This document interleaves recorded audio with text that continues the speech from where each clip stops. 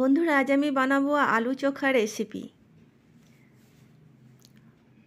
আলুটা আমি সেদ্ধ করে খোসাটা ছাড়িয়ে রেখেছি।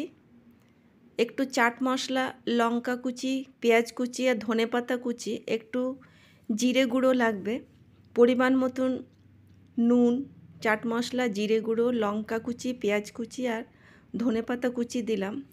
1 চামচ সর্ষের তেল দিলাম আর পরিমাণ মতো নুনটা দিতে হবে। এবার খুব ভালোভাবে মেখে নিতে হবে।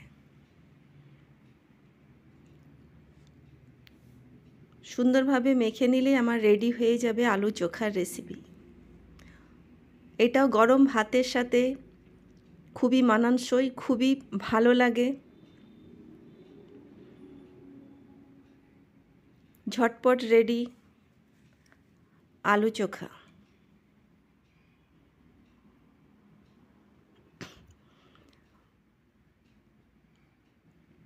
রেডি হয়ে গেছে আমার আলু চোখার।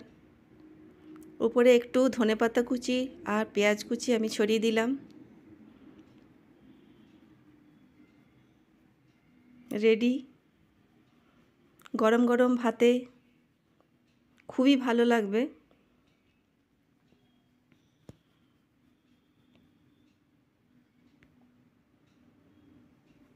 আমার রেসিপি যদি ভালো লেগে থাকে বন্ধুরা, আমার চ্যানেল সাবস্ক্রাইব করো, লাইক শেয়ার করো।